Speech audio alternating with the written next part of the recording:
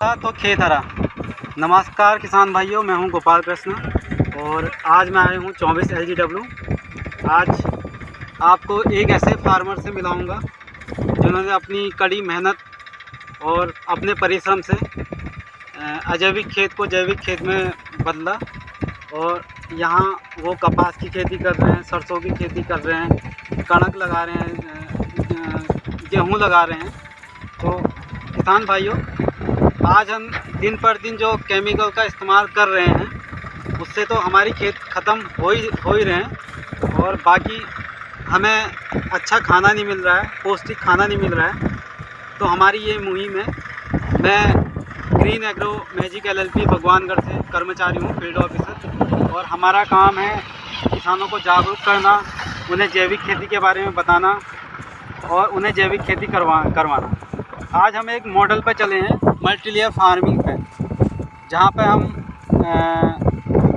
गेहूँ वो लगाएंगे, कपास लगाएंगे और उसी में हम कद्दू वर्गी सब्जी लगाएंगे, जैसे कि तोरई है और आपका ककड़ी है। ये हम एक मिक्स क्रॉपिंग और मल्टी लेयर क्रॉपिंग के हिसाब से लगाएंगे। इससे क्या होगा कि हमारी जो फसल है उसमें मल्चिंग का भी काम करेगी और उसमें खरपतवार नहीं उगेंगे। दूसरा, हम इसमें क्या कर रहे हैं, हम बॉर्डर क्रॉप लगा रहे हैं, जिससे विंड ब्रेक होगा, जिससे मतलब कि हवाएं चलती हैं, गर्म हवाएं चलती हैं। और होगा क्या क्या उससे कि हमारा जो नरमे का फूल है, हमारे कपास का फूल है, वो बढ़िया रहेगा और दिखने में भी बढ़िया रहेगा और क्वालिटी भी अच्छी होगी। तो मिलाते हैं आपको उन किसानों से। ये देखिए उनका खेत, जैसे कि बुआई हो रही है, अभी बुआई के टाइम पर उनका खेत लाइनें बन रही हैं और ये उनका पूरा खेत है जो जैविक हो रहा है अभी।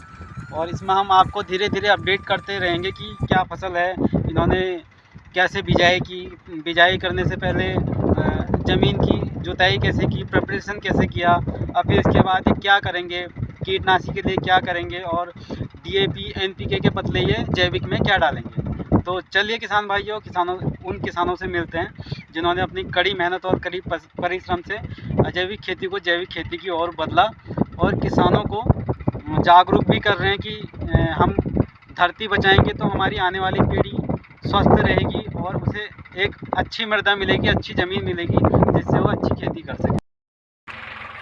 दोस्तों, अब आपको उन्नतशील किसान को मिलाने जा रहा हूँ जिन्होंने अपनी कड़ी मेहनत की और कड़ा परिश्रम किया है। तो नमस्कार महावीर जी। नमस्कार जी। और बताइए, अपना परिचय दीजिए।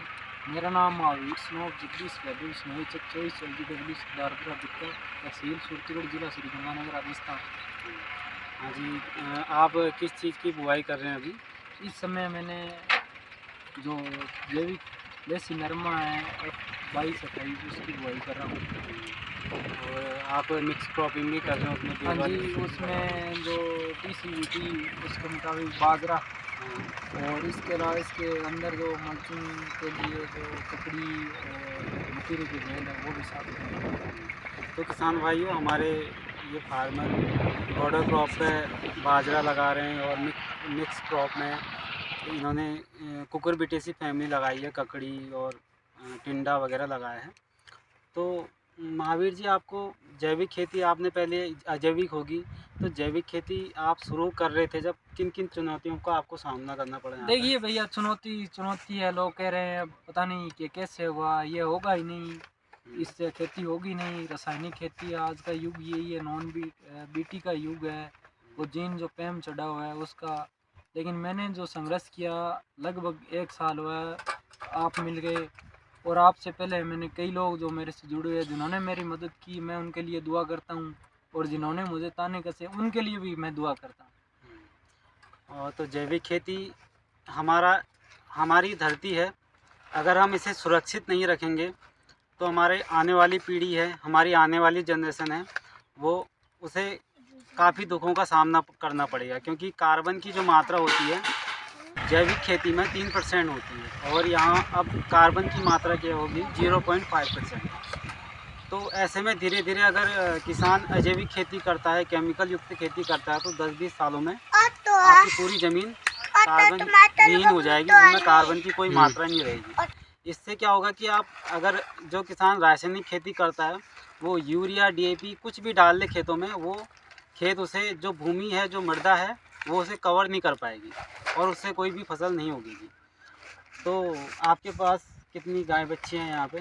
जी मेरे पास 2 गाय हैं और एक बच्चा है जिसे नंदी बोलते हैं हम।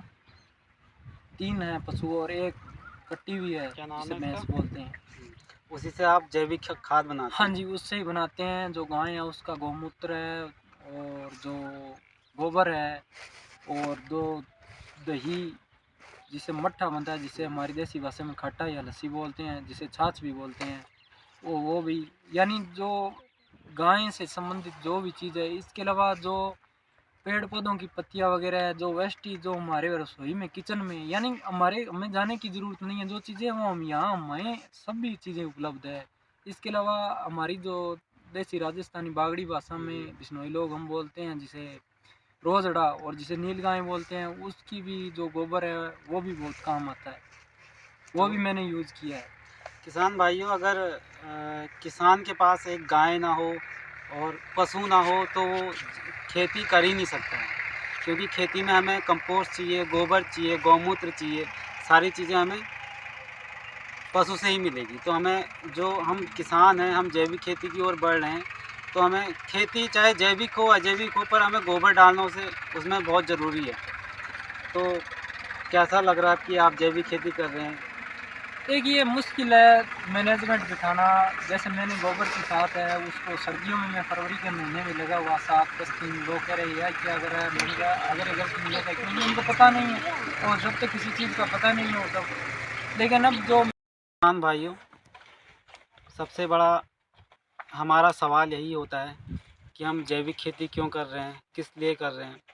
तो महावीर जी, आप बताइए कि हम जब जुताई करते हैं, हमें फफूंदनाशी, फफूंद नियंत्रण, जो ज़मीनी हमारे हानिकारक कीड़े हैं, उन्हें रोकने के लिए हम क्या करते हैं, खेत में क्या डालते हैं? देखिए हमारे जाने की ज़रूरत नहीं है। जो घर में छाछ बनती है हाँ। वो डीएपी भी है और कीटनाशक भी है। और इसके अलावा जो ट्राइकोडर्मा आमतौर पर लगभग 250 लीटर या 450 रुपये लीटर, अलग अलग कंपनी का अलग अलग रेट है। 1 लीटर ही आप 200 लीटर के ड्रम में या 2.5 लीटर वो डाल सकते हैं और इसमें गुड़ भी डाल सकते हैं 2.5 किलो। और जो OWDC उसे आप ट्राइकोडर्मा घर पर ही बना सकते हैं।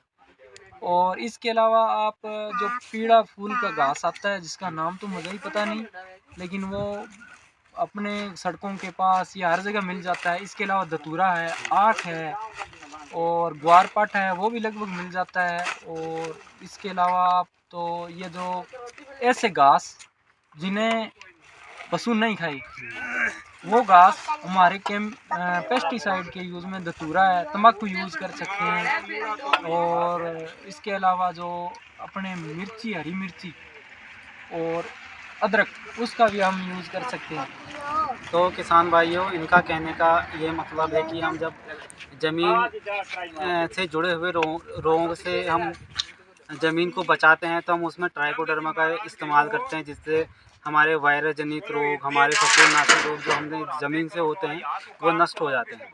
और सबसे बड़ा कारण ये होता है कि कीट प्रबंधन का, ये हमारे फसलों में अधिकतर कीट लग जाते हैं, रोग लग जाते हैं। तो उससे बचने के लिए इन्होंने एक बढ़िया सॉल्यूशन दिया है कि हमारे जो आसपास के एरिया के हैं, जितने भी कसैले प्रकार के पत्तियाँ हैं, जैसे धतूरा बताया इन्होंने या और चीज़ बताई, उसके साथ हम गौमूत्र मिला के और वो सारी पत्तियाँ मिला के हम उसका स्प्रे भी कर सकते हैं, जिससे हमारे रोग और कीट समाप्त हो जाएंगे। तो धन्यवाद आपका। जी धन्यवाद गोपाल जी, ठीक है, आपका। धन्यवाद। और